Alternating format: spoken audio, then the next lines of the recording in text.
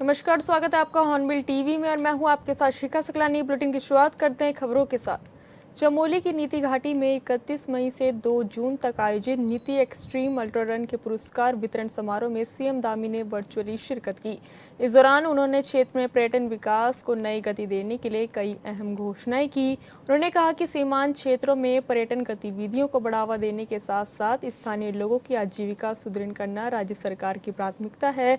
इसी क्रम में चमोली के नीति, मलारी, कोशा समेत अन्य जगहों पर सामुदायिक सहभागिता आधारित पर्यटन को प्रोत्साहित किया जाएगा।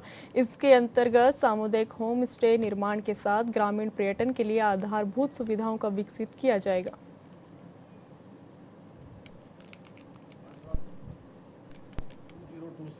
MTB challenge 75 kilometre ultra run ध्वजारोहण रिमखिम नीति घाटी के इस उपलक्ष्य में उपस्थित प्रतिनिधिगण, पर्यटन विभाग उत्तराखंड, जिला प्रशासन चमोली, अधिकारीगण, भारतीय सेना एवं ITBP नीति घाटी के इस पवित्र क्षेत्र के मेरे प्यारे भाइयों बहनों, मातृशक्ति और जानकारी के लिए नौजवान संवाददाता संजय कुंवर हमारे साथ जुड़ चुके हैं। संजय, नीति घाटी को सीएम धामी ने बड़ी सौगात दी है। पर्यटन के लिहाज से सीएम धामी ने कार्यक्रम में कई घोषणा भी की है। ऐसे में क्या कुछ सीएम धामी द्वारा घोषणाएं की गई?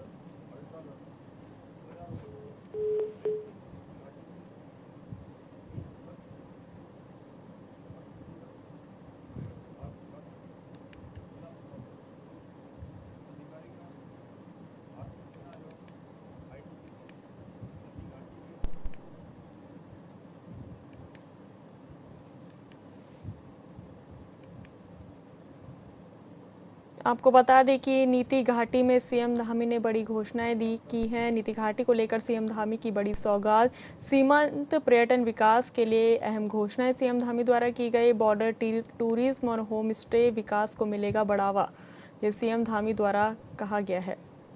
आपको बता दें कि नीति एक्सट्रीम अल्ट्रा रन का पुरस्कार वितरण समारोह हुआ, जहां मुख्यमंत्री पुष्कर सिंह धामी वर्चुअली कार्यक्रम से जुड़े। इस दौरान सीएम धामी ने नीति घाटी को बड़ी सौगात दी है। सीमांत पर्यटन विकास के लिए अहम घोषणाएं उनके द्वारा की गई। बॉर्डर टूरिज्म और होम स्टे विकास को बढ़ावा मिलेगा, ये सीएम धामी ने कहा है। संजय कुंवर एक बार हमारे साथ फिर जुड़ चुके हैं। संजय, नीति घाटी को सीएम धामी ने बड़ी सौगात दी है। सीमांत पर्यटन विकास के लिए उनके द्वारा कई घोषणाएं की गई है। ऐसे में क्या कुछ घोषणाएं सीएम धामी द्वारा की गई? देखिए, जब वर्चुअल माध्यम से सीएम धामी ने नीति घाटी के लोगों को, खिलाड़ियों को संबोधित किया, तो उसमें जो घोषणाएं निकल के आई वो ये थी कि जो वाइब्रेट विलेज के ये दर्जनों गांव जो नीति घाटी के, तो यहाँ पे सरकार की पहली प्राथमिकता बताई गई है कि जो सामुदायिक होम स्टे निर्माण के साथ साथ जो विलेज टूरिज्म को बढ़ाने के साथ साथ वहाँ पे जो आधारभूत सुविधाएं जो होती है इन होम स्टे और ग्रामीण टूरिज्म को बढ़ाने के लिए, वो सुविधाएं सारी जो है सरकार द्वारा यहाँ पे उपलब्ध कराई जाएगी। और नीति घाटी के जो जितने भी गांव हैं, उनके जितने पर्यटक स्थल है जो जिनमें जो अभी सुविधाएं का कम विकसित है, वहाँ पे जो है पूरी तरह से उसको विकसित किया जाएगा। और जो सबसे बड़ी बात यह है कि बॉर्डर टूरिज्म को बढ़ाने के लिए, वाइब्रेंट टूरिज्म को बढ़ाने के लिए जो सुमना, रिमखिम सहित जो नीति घाटी के जो बॉर्डर एरिया है, वहाँ पे सीमा दर्शन पॉइंट बनाए जाएंगे, ताकि देश विदेश से ही सही देश के कोने कोने से जो लोग यहाँ पे पहुंचेंगे और अपनी जो बॉर्डर एरिया में रहने वाले लोगों के साथ, उनके कल्चरों के साथ सहित अपनी जो संस्कृति है, साथ ही जो बॉर्डर के इलाके हैं, जो अपने धार्मिक स्थल है, उनको भी जो है नजदीक से जानेंगे। तो इस तरह सीमा दर्शन पॉइंट बनाने की भी बात जो है घोषणा में की गई है। और बड़ी बात यह है कि बॉर्डर एरिया की सुध जो है अब ये नीति एक्सट्रीम रेस होने के बाद जो है सरकार द्वारा की जा रही है। अब देखना ये होगा कि ये घोषणाएं कितना जो है धरातल पे काम करती है, क्योंकि बॉर्डर एरिया के ये वो गांव है जो केवल 6 महीने ही जो है यहाँ पे आबादी रहती है। 6 महीने ये निचले इलाकों में आ जाते हैं, तो ग्रीष्म काल में ये अपनी आजीविकोपार्जन के लिए इस इलाकों में अपने 6 महीने के जो ग्रीष्मकालीन गाँव है वहाँ पे आते हैं।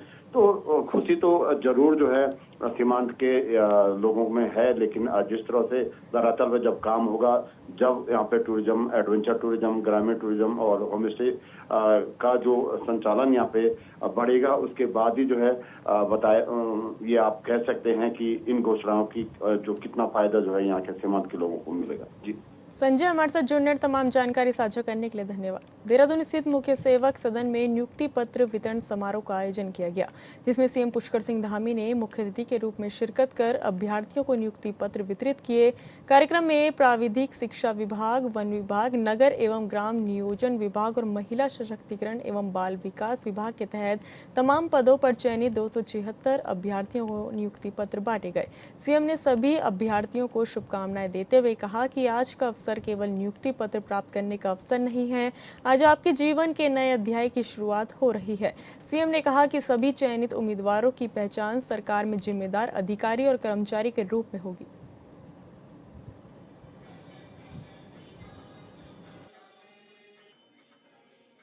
जब आप प्रार्थना करेंगे, प्रयास करेंगे, तो आपको लगेगा कि कोई अदृश्य शक्ति भी है जो मेरे पीछे खड़ी है, और जो भी मैं काम कर रहा हूं उसमें अगर सफलता मिल रही है, वो संपन्नता हो रही है, तो उन्हीं के आशीर्वाद से हो रही है।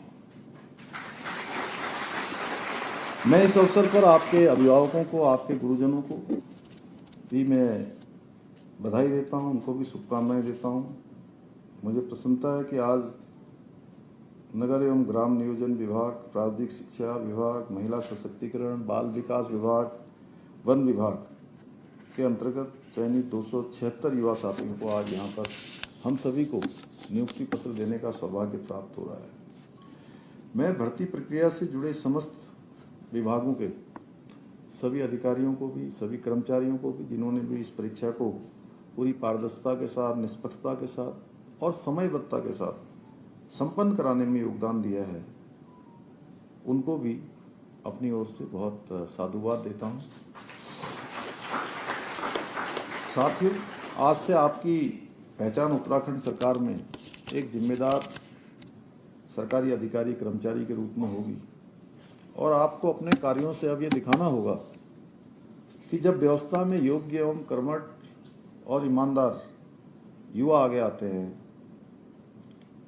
तब विकास केवल योजनाओं तक सीमित नहीं रहता है, बल्कि उसका लाभ समाज के अंतिम व्यक्ति को मिलता है। अब कुछ लोग कह रहे होंगे कि युवा कह रहा हूं मैं, तो क्या हम लोग जो जिनके बारे में रेखा जी कह रही थी अभी कि उनको भी आज जो है कार्यकर्ती से सुपरवाइजर बनने का अवसर मिल रहा है, तो मैं युवा के बारे में मैंने युवा बचपन से कभी छात्र राजनीति में और कभी युवा राजनीति में, दोनों में काम किया है। तब मैं कहता था युवा कौन होता है। नरेश जी हमारे अभिभावक हैं, यहाँ बैठे हैं, हम कहते थे युवा वो होता है जिसके पैरों में गति होती है।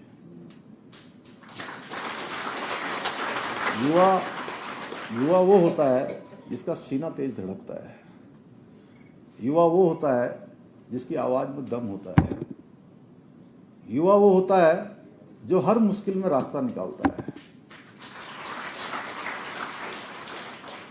युवा वो होता है जो धरती से अंबर को जोड़ना जानता है। और भी मैं बहुत बोल सकता हूं इसमें। युवा वो होता है जो रेत से भी तेल निकालना जानता है।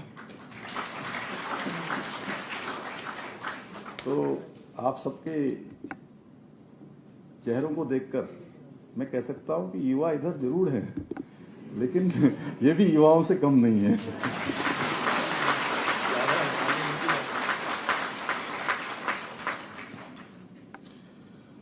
साथियों, एक समय ऐसा भी था जब भर्ती परीक्षाओं की चर्चा परिणामों से अधिक विवादों और नकल माफियाओं के कारण होती थी। आप सबको भली बात याद होगा, अधिकतर भर्ती परीक्षाएं संदेह, विवाद और भ्रष्टाचार की चर्चाओं से घिरी रहती थी, और जो प्रतिभाशाली युवा होते थे उनके मन में परीक्षाओं में जाने से पहले, फॉर्म भरने से पहले ही जो है संदेह होता था कि उनकी मेहनत को न्याय मिल पाएगा कि नहीं मिल पाएगा, उनका चयन हो पाएगा कि नहीं हो पाएगा। लेकिन हमारी सरकार ने स्पष्ट संकल्प लिया कि उत्तराखंड में युवाओं के सपनों के साथ किसी भी माफिया तंत्र को खिलवाड़ नहीं करने दिया जाएगा। और इसी सोच के साथ हमने देश का सबसे सख्त नकल विरोधी कानून लागू किया, जिसके तहत भर्ती परीक्षाओं को पारदर्शी बनाया गया, जवाबदेह बनाया गया और पहले प्रतिभा से अधिक पैरवी और परिश्रम से अधिक सिफारिशों की चर्चा होती थी। लेकिन आज परिस्थितियां बदल गई हैं। आप सबके सामने है कि आज किसी भी युवा को सफलता उसके परिचय से नहीं, कि वो उसका बैकग्राउंड क्या है, उसके ताल्लुक किससे हैं, उसके पीछे कोई सिफारिश है कि नहीं है, किसी बड़े परिवार से है क्या, कहीं से है क्या, कोई ऐसी जगह से है जहाँ से जैक लग सकता है, वो नहीं, बल्कि उसकी प्रतिभा, योग्यता और क्षमता से आज चयन होता है। साथियों, उस युवा का संघर्ष जो सीमित संसाधनों के बीच अपने सपनों को साकार करने के लिए दिन रात मेहनत करता है, उसे वही समझ सकता है जिसने संघर्ष को जिया हो। और उससे भी ज्यादा उनके माता पिता समझ सकते हैं जो एक सामान्य छोटी सी कोई परचून की दुकान चलाता है, कोई सब्जी की दुकान चलाता है, कोई गांव में छोटा सा खेत सब्जी लगाकर, एक भैंस गाय पालकर, दूध बेचकर, घी बेचकर अपने बेटे और बेटियों को पढ़ने के लिए दूर भेजता था। और जब उनका बेटा योग्य भी होता था, उसके अंदर क्षमता भी होती थी, प्रतिभा भी होती थी और मेहनत भी करता था, उसके बाद भी उसका चयन नहीं होता था, तो जो बेटों का हाल होता होगा वो तो उनका आत्मविश्वास गिरता ही था। लेकिन आप जरा सोचिए कि उनके माता पिता का क्या हाल होता होगा, उनके ऊपर क्या बीतती होगी, जिनके लिए सारा का सारा जीवन का सपना केवल उनके बेटा और बेटी होते थे। उनके सपने टूटते थे, मंजिल उससे रूठती थी, लक्ष्य उनसे भटक जाता था, उनका आत्मविश्वास डगमगा जाता था। भाइयों बहनों, इसीलिए हम ये नकल का कानून लाए और उसका परिणाम भी हुआ। बीजेपी में संगठनात्मक बदलाव के बीच राज्यसभा सांसद नरेश बंसल ने पूर्व प्रदेश महामंत्री संगठन अजय कुमार के कार्यकाल की सराहना की है। उन्होंने कहा कि अजय कुमार ने पिछले 6 सालों में संगठन को मजबूत करने का काम किया। साथ ही उनकी सूझबूझ और कुशल नेतृत्व में बीजेपी ने विधानसभा, लोकसभा और सहकारिता चुनाव में उल्लेखनीय सफलता हासिल की। उन्होंने कहा कि पार्टी नेतृत्व ने उनकी एक कार्यक्षमता को देखते हुए उन्हें राजस्थान की जिम्मेदारी सौंप दी है।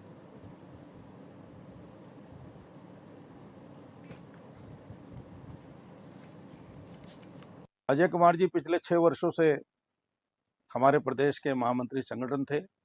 उनकी सूझबूझ, उनके कुशल नेतृत्व में हमने विधानसभा के, लोकसभा के, नगर निगमों के, नगर पालिकाओं के, नगर पंचायतों के, यहाँ तक कि ब्लॉक, ग्राम प्रधान और जिला पंचायत, कोऑपरेटिव, सभी चुनावों में अपार सफलता प्राप्त की है। उनकी सूझबूझ, उनकी कार्यशैली, सब कार्यकर्ताओं को साथ लेकर चलना, ये उनकी एक विशेषता है। और हमारे राज्य से बड़ा राज्य उनको काम के लिए मिला है, राजस्थान जैसा।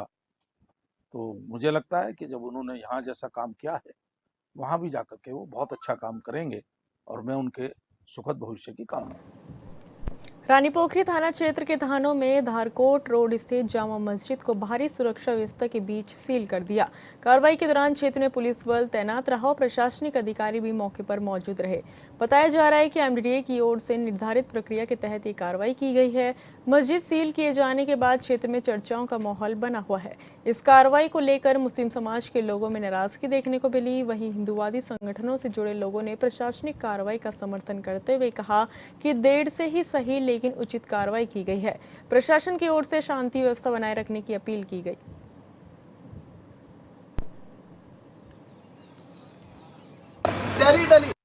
मतलब एक एप्लीकेशन दी गई डीएम के पास, दिसंबर कोर्ट में गया मामला और फरवरी में इसमें कार्रवाई होनी थी, लेकिन फिर कोर्ट चले गए।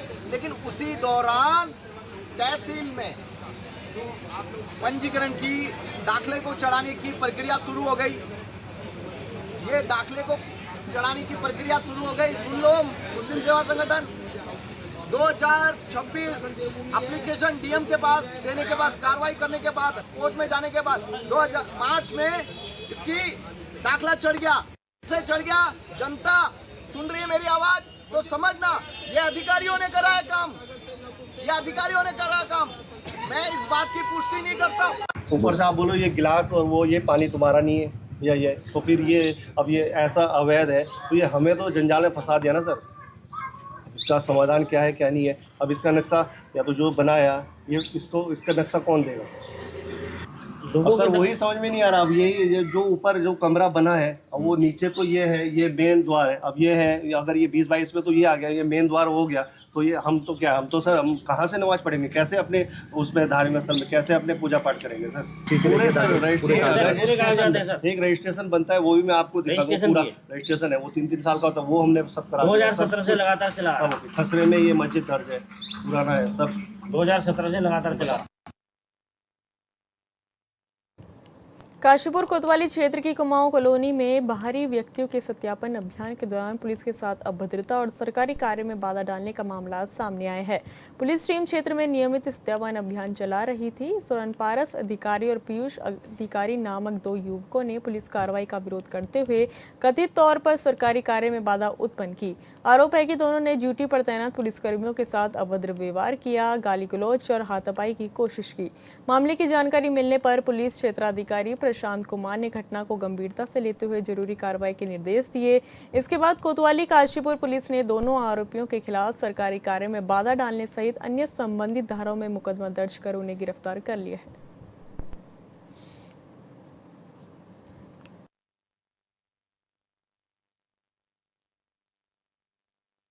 देखिए, काशीपुर कोतवाली का मामला है। इसमें कुमाऊं कॉलोनी में हमारी टीम, जो पुलिस की टीम है, सत्यापन के लिए गई थी। सत्यापन एक नियमित कार्रवाई है जो समय समय पर पुलिस करती है। बाहरी लोगों के सत्यापन उसमें हो रहे थे। कल यहाँ पर कुमाऊं कॉलोनी में पारस अधिकारी पुत्र श्याम सिंह और पीयूष अधिकारी पुत्र दीवान सिंह, इन दोनों लोगों द्वारा जो हमारी पुलिस टीम मौके पर गई थी, उनके साथ में अभद्रता की गई है सत्यापन की कार्रवाई को लेकर, और गाली गलौज की गई है और हाथापाई भी हुई। और इस घटना में उचित कार्रवाई करते हुए थाना कोतवाली काशीपुर में मुकदमा पंजीकृत किया गया है, सरकारी कार्य में बाधा डालना और जो अन्य धाराएं हैं, और इन दोनों की गिरफ्तारी की गई है। जो सत्यापन अभियान है वो एक नियमित कार्रवाई है। इसमें कोई भी अनियमितता यदि पाई जाती है तो उसके विरुद्ध सख्त कार्रवाई की जाएगी। साल के कई क्षेत्रों में विश्व धूम्रपान निषेध दिवस मनाया गया, जिसमें छात्र छात्राओं ने समाज सेविका और शिक्षिका सुनीता जोशी के नेतृत्व में एक जन जागरूकता अभियान चलाया। इस दौरान महिला और उनकी टीम गौरा महेश्वर ने समाज को नशे के व्यसनों को दूर किए जाने के उद्देश्य से एक लघु नाटिका आयोजित की, जिसमें दर्शाया गया कि अगर नशे के व्यसनों और अपनाते हो तो शरीर पर नुकसान होने की संभावना बन जाती है।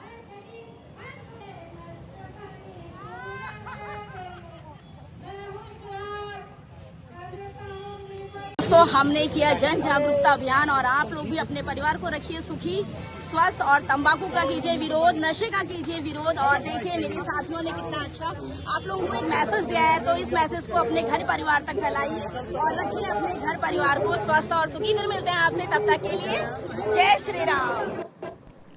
World heritage site valley of flowers national park पर्यटकों के लिए खोल दिया गया है। पहले दिन करीब 108 प्रकृति प्रेमी पर्यटकों ने एक्सप्लोर किया, जिसमें 70 पुरुष पर्यटक, 11 महिला पर्यटकों के अलावा 24 स्टूडेंट और 3 बच्चे शामिल रहे। वहीं पार्क प्रशासन ने घाटी में सुरक्षा की चाक चौबंद व्यवस्था की है। पार्क कर्मी घाटी में पर्यटकों को अस्थायी पुलियों और संकरे मार्गों के साथ जलधारा के पास आवाजाही करते समय पूरी मदद भी दे रहे हैं। हेरिटेज साइट डिक्लेयर किया गया। उसके बाद 2004 में जैसे कि हमारा वैली ऑफ फ्लावर्स है, सेम वैसा ही स्लोवेनिया यूरोप में ट्रिग्लाव नेशनल पार्क है। तो वैली का एक मेमोरेंडम ऑफ अंडरस्टैंडिंग साइन हुआ ट्रिग्लाव नेशनल पार्क के साथ, और वैली ऑफ फ्लावर्स और ट्रिग्लाव नेशनल पार्क को सिस्टर पार्क बना दिया गया दोनों को। तो वैली ऑफ फ्लावर्स का सिस्टर पार्क यूरोप में, स्लोवेनिया में ट्रिग्लाव नेशनल पार्क को बना दिया गया। अभी आप जाएंगे क्योंकि अभी अर्ली मानसून अभी स्टार्ट नहीं हुआ है, फ्लावरिंग बहुत कम है। आप लोग को बहुत ध्यान से देखना पड़ेगा कहाँ कहाँ फूल है, क्योंकि एकदम से पूरे कार्पेट्स फ्लावर्स के नहीं मिलेंगे, बहुत ही स्कैटर्ड कहीं कहीं पे फ्लावरिंग है। तो मैं चाहती हूँ कि आप जो लैंडस्केप है उसको एंजॉय करें, बिल्कुल भी निराश ना होए। अंदर जाके जो लैंडस्केप है वो देखने लायक है। अगर आप रिवर बेड तक जा पाते हैं तो पुष्पावती नदी है जो यहाँ पे नदी आ रही है उसका रिवर बेड है आगे, वहां तक आप जाएंगे। वैली के अंदर ही एक बॉटैनिस्ट थी जिनकी यहीं पे डेथ हो गई थी फ्लावर कलेक्शन के टाइम में 1939 में, तो उनका ग्रेव भी है, जॉन मार्गरेट लेगी का ग्रेव। जैसे यहाँ पे इन्फॉर्मेशन डिस्प्ले की गई है आगे, तो आप वहाँ पे पढ़ सकते हैं कि जॉन मार्गरेट लेगी का ग्रेव है। तो वैली के अंदर जाके आपको 2 पॉइंट्स मिलेंगे। आप चाहे तो जॉन मार्गरेट लेगी की ग्रेव तक जा पाए या चाहे तो आप पुष्पावती रिवर बेड तक जा पाए।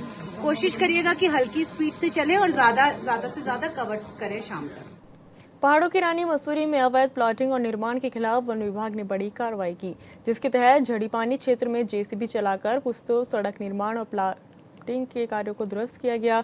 मौके पर वन विभाग और पुलिस की टीम तैनात रही। कार्रवाई से प्रभावित लोगों ने विरोध जताते हुए कहा कि जमीन उनकी निजी है और लंबे समय से उनके कब्जे में है। उनका आरोप है कि निर्माण कार्य शुरू होने के दौरान विभाग ने कोई आपत्ति नहीं की, जबकि अब लाखों रुपए खर्च होने के बाद कार्रवाई की गई है। उन्होंने मामले को न्यायालय ले जाने की बात कही।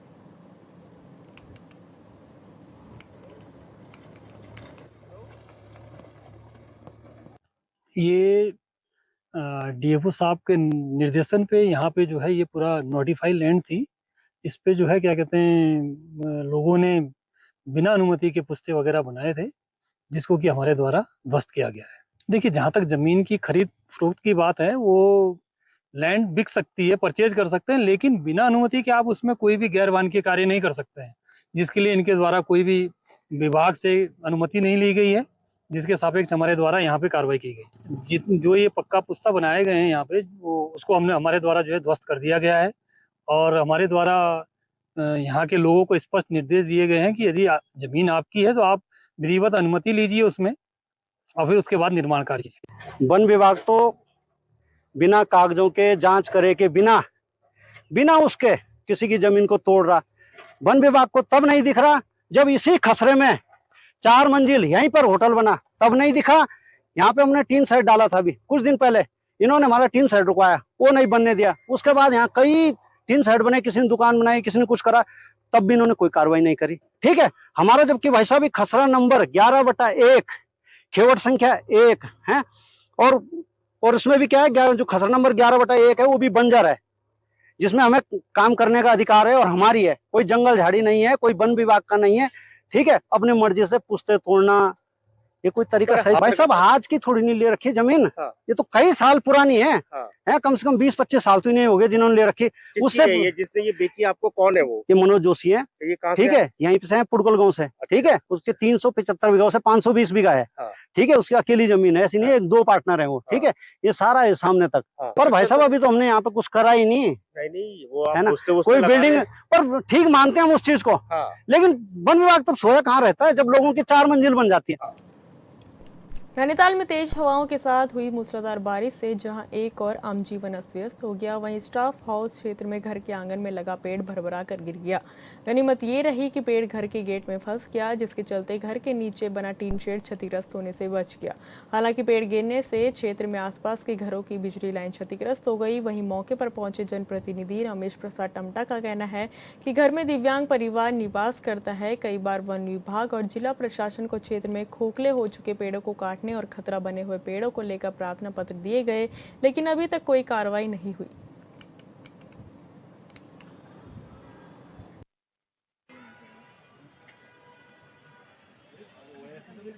बिल 10:30 बजे गिरा है।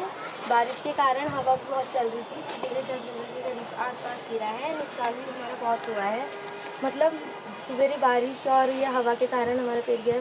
बारिश की वजह से हम 5-6 लोग रहते हैं घर में। मामा मेरी विकलांग है, मम्मी विकलांग है और हम जा भी कहाँ सकते हैं इसके अलावा और कोई नई सुविधा नहीं है। सरपंच से हम एक ही मांग करते हैं कि जैसे तैसे करके हमारा मतलब थोड़ा नुकसान ठीक ही हो जाए, पेड़ कटाए जाए। स्टाफ हाउस वार्ड नंबर 1 में सुरई का पेड़ गिरा है।